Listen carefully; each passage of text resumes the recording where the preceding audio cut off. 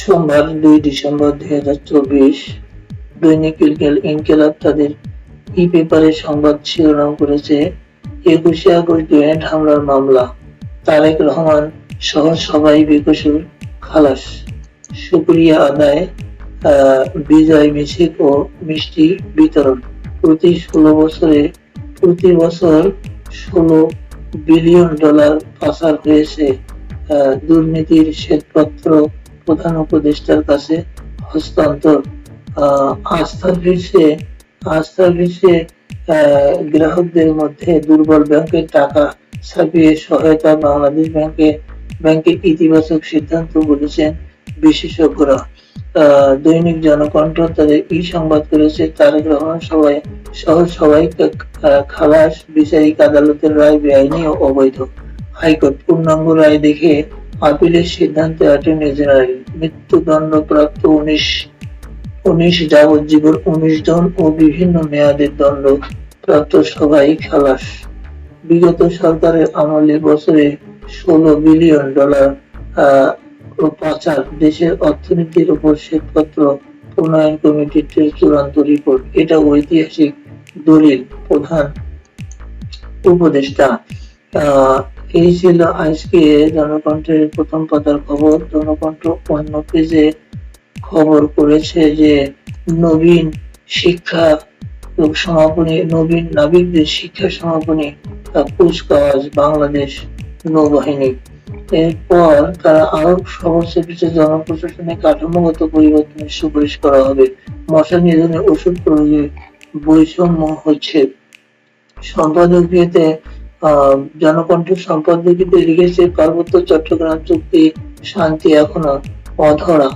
এরপর তারা বলেছে যে বায়ু দূষণে স্বাস্থ্য ঝুঁকি, ঢাকাবাসীর প্রত্যাশা স্বাস্থ্য ঝুঁকি কমাতে বায়ু দূষণ রোধে অত্যন্ত জোরালো কার্যক্রম গ্রহণ করা চাই, তা না হলে বড় ধরনের বিপর্যয় ঘটা অমূলক নয়। এরপর তারা বিদেশের খবর ও সাংস্কৃতিক অঙ্গন নিয়ে খবর শিখেছে যে ক্ষুধার্ত মানুষের উপর বিমান হামলা, গাজায় নিষিদ্ধ থার্মোব্যারিক বোমা ব্যবহার করল ইসরায়েল, 24 ঘন্টায় নিহত শতাধিক। এরপর তারা আরো খবর করেছে ভারত শ্রীলঙ্কায় ফিনজালের আঘাত, 19 জনের মৃত্যু। কলকাতার চলচ্চিত্র উৎসবে নেই বাংলাদেশি ছবি, কে তাহারে চিনিতে পারে সিনেমায় টিজার প্রকাশ।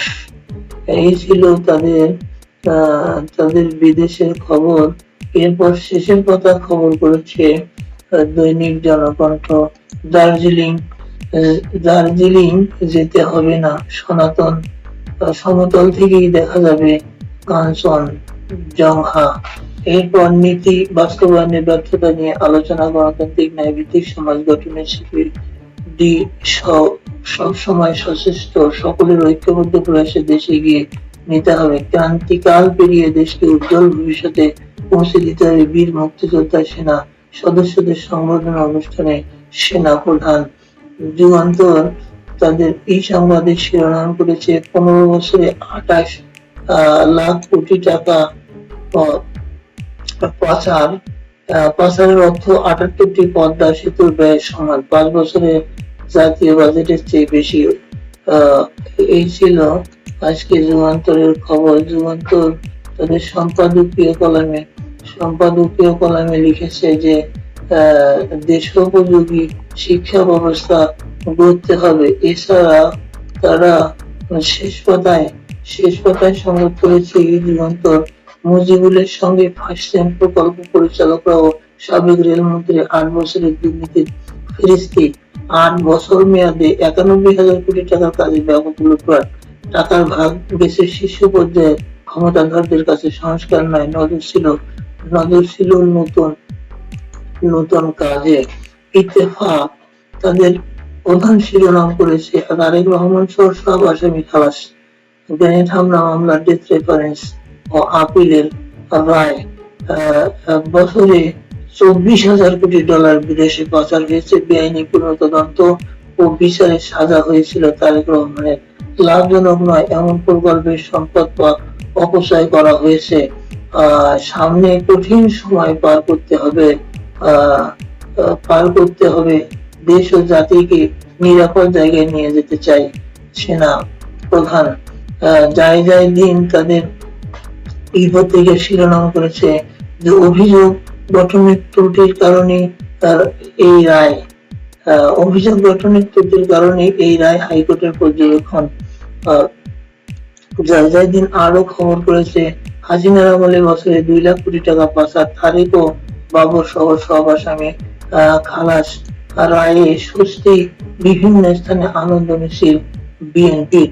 আর এরপর এরপর বাংলাদেশ প্রতিদিন তাদের প্রধান শিরোনাম করেছে তারেক রহমান সহ সবাই খালাস, 21শে আগস্ট গ্রেনেড হামলা। এই ছিল আজকের পত্রিকা বাংলাদেশ প্রতিদিনের শিরোনাম। ডেইলি সমকাল তাদের শিরোনাম করেছে যে 21শে আগস্ট গ্রেনেড হামলার বিচার প্রক্রিয়া অবৈধ। আওয়ামী লীগ আমলে 15 বছরে 28 লাখ কোটি টাকা পাচার। এরপর তারা সংবাদ করেছে সংলাপের মাধ্যমে তার রাজনৈতিক সংকট সমাধান হওয়া উচিত। সিপিডি সংলাপে রেহমান সোবহান ক্যাডার শব্দ বাদ দেওয়ার চিন্তা। জনপ্রশাসন সংস্কার বদলাতে পারে জেলা প্রশাসক পদের নাম। নয়া দিগন্ত তাদের প্রধান শিরোনাম করেছে তারেক রহমান সহ সকল অভিযুক্ত খালাস, 21শে আগস্ট গ্রেনেড হামলা। হাসিনার আমলে 16 বছরে $1 বিলিয়ন পাচার হয়েছে। এরপরে আমরা দেখি যে তারা আরো শিরোনাম করেছে আমরা দেশের দায়িত্ব যুব সমাজের হাতে তুলে দিতে চাই। খুলনায় জামাতের সম্মেলনে ডক্টর শফিক। ডলারের বিকল্প আনলে ব্রিক্স দেশকে শতভাগ শুল্কের হুমকি ট্রাম্পের। এরপর অবজারভার তাদের প্রধান শিরোনাম করেছে logo of youth festival, BPL mascot unveiled. এরপর Kuwait, Israel urges immediate ceasefire for Gaza, Gulf summit. White paper finds $16 billion laundered every year during Awami League resign.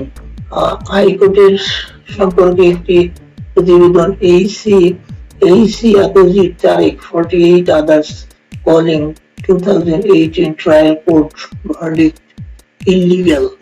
এরপর তারা খবর করেছে পাওয়ার সেক্টর নিয়ে একটা খবর করেছে power sector excess capacity payment amount to about টাকা 36,000 crore in 15 years. এরপর বিএনপি সম্পর্কে তারা একটা খবর করেছে BNP satisfied over AC verdict. এরপর ত্রিপুরা সম্পর্কে একটা খবর, Tripura hospital shuts door for Bangladeshi patients. এরপর দিয়ে ওয়াশিংটন পোস্ট তাদের প্রধান শিরোনাম করেছে যে lawmakers express doubt over Trump plan to replace FBI's Christopher Wray। এরপর দি নিউ ইয়র্ক টাইম তাদের প্রধান শিরোনাম করেছে long crown jewel of government NIS is now a target, how online shoppers are trying to foil post pirates। এই ছিল আজকে online পত্রিকার শিরোনাম।